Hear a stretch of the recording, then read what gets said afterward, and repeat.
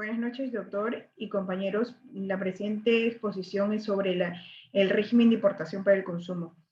Nuestro grupo está integrado por Marina Beatriz Ruiz Becerra, Geraldine Paredes Jiménez y quien les habla, Georgina Hinojosa Rodríguez. Como base legal tenemos a la Ley General de Aduanas y a su reglamento, y asimismo también otros artículos de diferentes doctrinarios y autores. Como aspectos generales existen varios regímenes. Sin embargo, el que vamos a tocar es el de importación para el consumo. Como objetivo, en realidad los regímenes tienen como pautas a seguir para el despacho aduanero las mercancías destinadas al régimen de importación para el consumo, como finalidad de lograr el debido cumplimiento que las normas lo regulan. Asimismo, este también tiene un alcance bastante amplio, ya que está dirigido al personal de la Superintendencia Nacional de Aduanas y también a la administración tributaria, que vendría a ser la SUNAT. Y en realidad a todos los operadores del comercio exterior y a operadores que intervienen o participan en el proceso del despacho del régimen de importación para el consumo. Esta va a tener una responsabilidad en la aplicación, cumplimiento y seguimiento de lo dispuesto, y sobre todo a todas las jefaturas, personal de distintas organizaciones que intervengan en este traslado. Luego se define como que es el régimen aduanero que permite el ingreso de mercancías al territorio aduanero para el consumo, luego del pago de la garantía, según corresponda, de los derechos arancelarios y demás impuestos aplicables, así como el pago de los recargos, multas que hubiere y del cumplimiento de las formalidades y otras obligaciones aduaneras. Sin embargo, a esto el dueño debe de contar con un RUC activo y debe tener también la condición de no habido para destinar las mercancías al régimen de importación para el consumo. Asimismo, el sujeto no obligado a inscribirse al RUC puede solicitar la disposición aduanera al régimen de importación para el consumo utilizando solamente su DNI. Asimismo, también dan facilidades con respecto a los extranjeros, ya que se puede solicitar también con un carnet de permiso temporal de permanencia o salvoconductos, y a estos efectos se considera como sujeto no obligado a inscribirse a RUC. Por ejemplo, las personas naturales que realizan en forma ocasional importaciones de mercancía, cuyo valor no superen los $1.000, asimismo personas también que por una única vez al año importen mercancías que también no superen los $1.000, y entre otros. Luego, hay diferentes modalidades de importación, por ejemplo, el despacho aduanero anticipado, el despacho diferido y el despacho urgente. Por ejemplo, en el despacho aduanero anticipado se trata de antes de la llegada del medio de transporte. El diferido es después de la llegada del medio de transporte. Y el despacho urgente es antes de la llegada del medio de transporte. Sin embargo, no debe de pasar ciertos días calendario posteriores a la fecha. Asimismo, también algo muy importante es que vencido el plazo de 15 días calendario siguientes al término de la descarga o prórroga solicitada, las mercancías se declaran como abandono legal.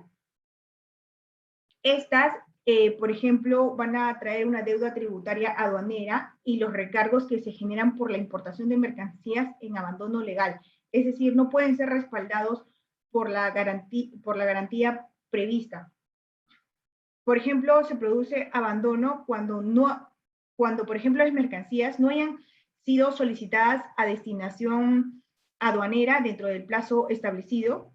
Luego, por ejemplo, que hayan sido solicitadas a destinación aduanera y no hayan culminado el trámite, y entre otras excepciones.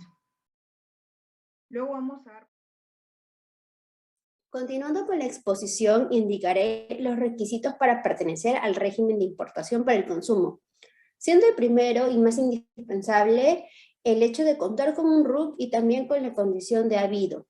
Sin embargo, hay dos excepciones a esta regla general, y es que cuando una persona natural realice importaciones o exportaciones y la mercancía tenga un valor FOB de $1.000 y esas importaciones sean realizadas con 3 ocasiones, no es necesario contar con el número RUC. Y también cuando una persona natural una vez al año calendario, importe o exporte mercancía con un valor de $1.000 a $3.000, valor FOB, tampoco es necesario contar con el RUC. Como segundo requisito tenemos que se debe tener el servicio de un agente de aduana, el cual deba estar habilitado por SUNAT. Como tercer requisito, es indispensable verificar si la mercancía es prohibida o restringida. En el caso sea prohibido, significa que no ingresará al territorio nacional. Y en el caso sea restringido, significa que necesita de documentos que autoricen su ingreso. Como cuarto requisito, se debe verificar si se es beneficiario de algún acuerdo comercial vigente. Para ello tenemos al MINCETUR, que es el encargado de ello. Como quinto requisito, es indispensable de igual manera contar con el comprobante de pago. Puede ser una factura, un contrato o cualquier otro equivalente. Como sexto requisito, necesitamos un documento de control. Este se obtiene a través de la ventanilla única de comercio exterior y puede ser solicitado vía electrónica o vía presencial. Luego también debemos contar con el documento de transporte, el cual podría ser un conocimiento de embarque, una guía aérea, una carta aporte, dependiendo del transporte que sea utilizado. Como octavo requisito, también es indispensable tener un seguro de transporte, pues puede ocasionarse algún accidente o riesgo en la mercancía. Como noveno requisito es el certificado de origen, y esto es muy importante ya que nos va a permitir acreditar de qué país está proviniendo esta mercancía y si es que tiene algún beneficio arancelario. Y como décimo requisito, solo en algunos casos se va a necesitar la declaración andina de valor. Para ser en específico, se necesita cuando la declaración contenga el formato B. Y bueno, finalmente también se puede necesitar la autorización especial de la zona primaria, pero también solo en casos excepcionales, no es una regla general. Siguiendo con la explicación, nos encontramos con los canales de control. Estos canales de control sirven para, su propio nombre mismo lo dice, a controlar el ingreso de esta mercancía al territorio nacional. Actualmente solo existen 3 canales de control, son el verde, el naranja y el rojo. En el verde es pase directo, el naranja se somete a una revisión de documentos, mientras que el rojo es una revisión física. Por otro lado, les voy a explicar el procedimiento de la importación para el consumo, siendo 7 puntos indispensables en un procedimiento regular. El primero de estos es numerar la declaración. Esto lo hace el agente de aduanas y numera la declaración y la destina. Como segundo punto tenemos el revisar el canal de control asignado. El funcionario aduanero asignará un control, puede ser verde, naranja y rojo, y dependerá de ello. El siguiente paso, que por ejemplo, si es el canal naranja y rojo, lo que se necesita hacer es transmitir los documentos. Eso quiere decir que al despachador de aduana, se le va a emitir el requerimiento, por ejemplo, de muéstrame la factura de compra u otro. Entonces, esta persona debe remitir al funcionario para que lo pueda revisar. Como cuarto paso es esperar la conformidad de la revisión de documentos. O sea, si el funcionario aduanero ya revisó tus documentos y está conforme, se registra la diligencia de despacho. Y luego viene el quinto punto. Si es que no está conforme, lo que se va a hacer, por ejemplo, en el canal naranja, no se estuvo conforme con los documentos, se puede hacer el reconocimiento físico, que es el canal rojo. Y en este, bueno, el funcionario lo único que hará será revisar de manera física la mercancía.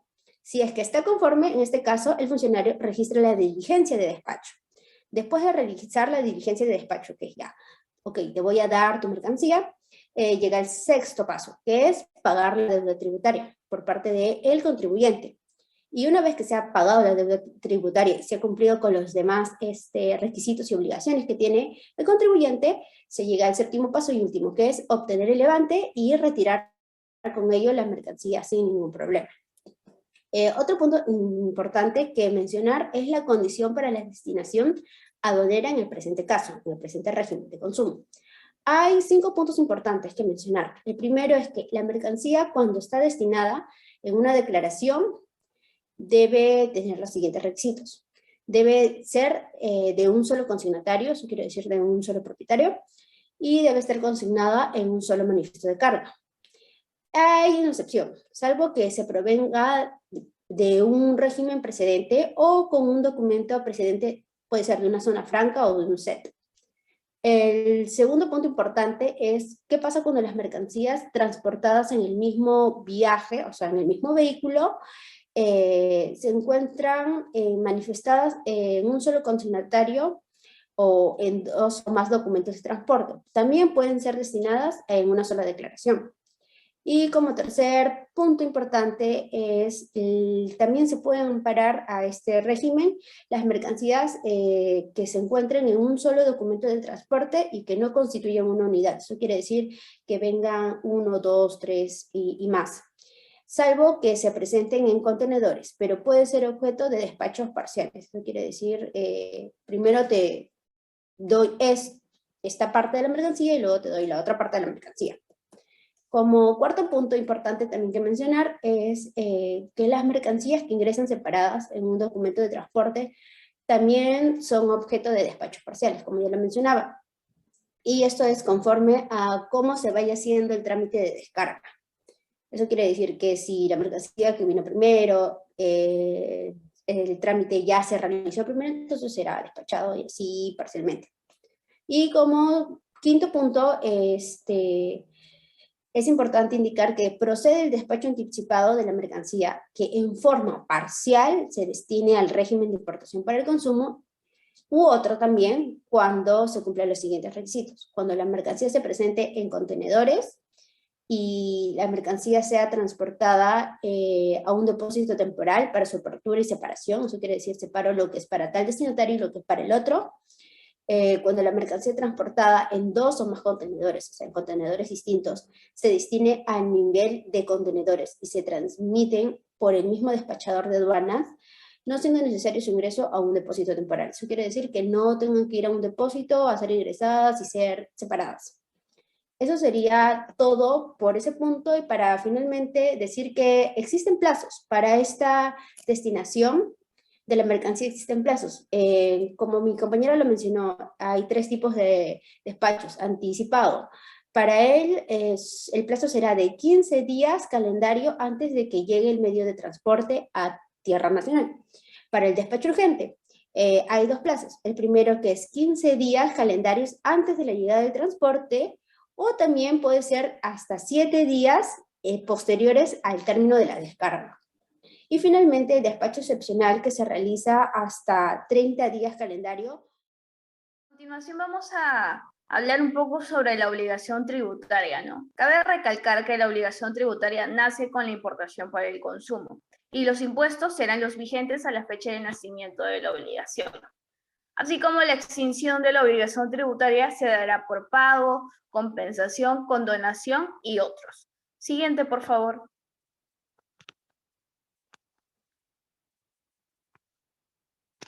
Ahora bien, los tipos de garantía es un tema muy importante a tocar, que son 2. Primero, las específicas, que son para importaciones en particular, y el plazo es no menor a 3 meses. Por otro lado, las globales, que son las que cubren importaciones en un periodo, y en este caso el plazo es no menor a 1 año.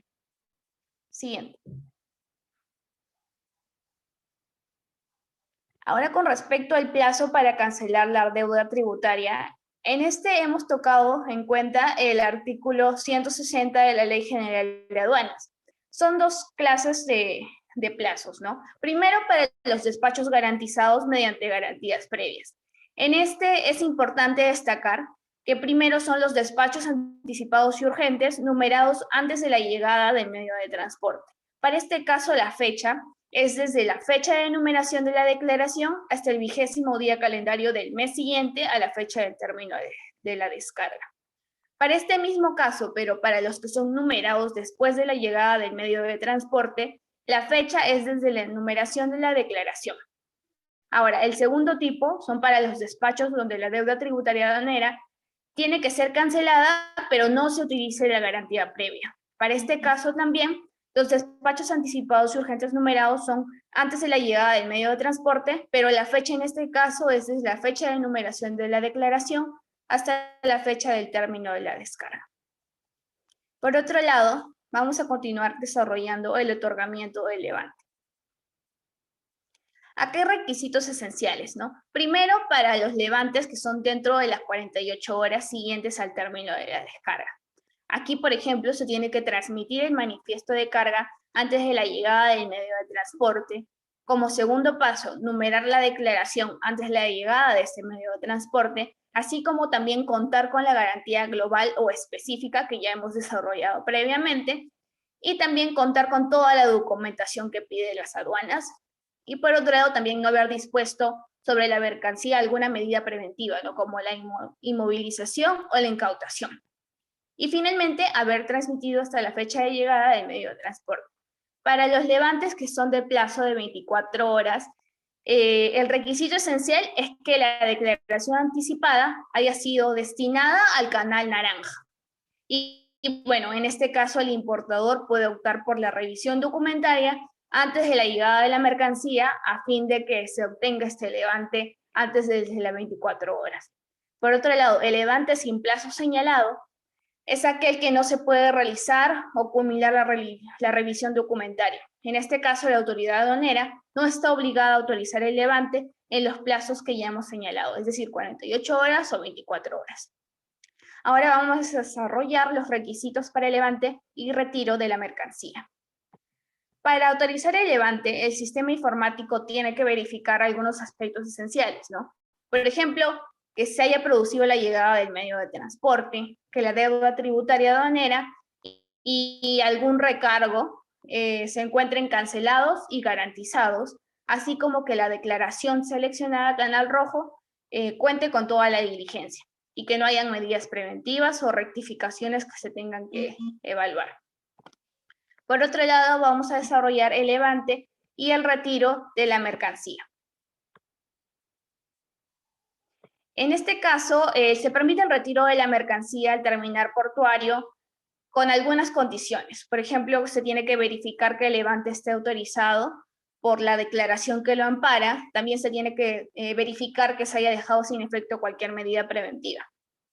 Con respecto al almacén aduanero, la SEC o la Sofratagna, se tiene que registrar la fecha y hora de salida de la mercancía. Y con respecto a las declaraciones y levante autorizado, se tienen que verificar algunas condiciones. Por ejemplo, que sean trasladadas a un depósito temporal, que sean trasladadas a un canal con control asignado y que, bueno, hayan sido seleccionadas para inspección no intrusiva. Finalmente, el funcionario tiene que verificar algunos datos. Siguiente, por favor. Por ejemplo, el número de la declaración, la fecha y hora de retiro de la mercancía, la cantidad de bultos, entre otros. Tiene que verificar también este mensaje de salida autorizada. Cabe recalcar que la mercancía que cuenta con levante es de libre disponibilidad y, bueno, puede ser retirada del terminal de carga aéreo, terminal portuario y otros. Ahora, para finalizar, vamos a desarrollar el caso en cuestión. El caso es el siguiente. María Robles es una persona natural sin RUC, pero con DNI. Es la primera y única vez del año que, bueno, esta persona quiere importar bienes, ya que su negocio está por abrir. Ella quiere traer 200 cajas de aceite de cocina de México que tienen un valor FOB de $2.980, con el propósito de comercializar los mismos en el país. Entonces, ¿a qué régimen se tiene que acoger María? La respuesta es que ella se tiene que acoger al régimen de importación para el consumo, luego del pago de la garantía correspondiente, los derechos arancelarios e impuestos.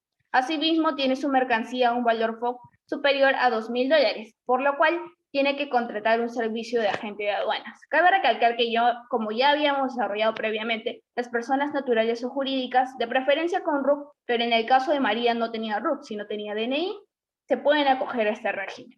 Igualmente, como en el caso en concreto superaba el valor de $2.000 y bueno, era menor a los $3.000, también se podía acoger a este régimen, ya que bueno, iba a realizar esta importación por única vez en un año calendario.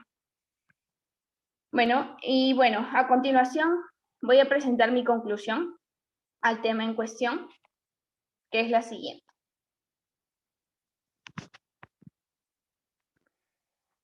Es evidente que al acogerte a este régimen de importación para el consumo, te va a permitir comercializar mercancía extranjera, así como acceder a este tipo de mercancías que no se fabrican usualmente en el país, como por ejemplo televisores, celulares y cualquier artefacto tecnológico. Asimismo, es necesario cumplir con algunas formalidades que te exige SUNAT. Por el contrario, si no las cumples, no puedes acceder a ese régimen. Muchas gracias.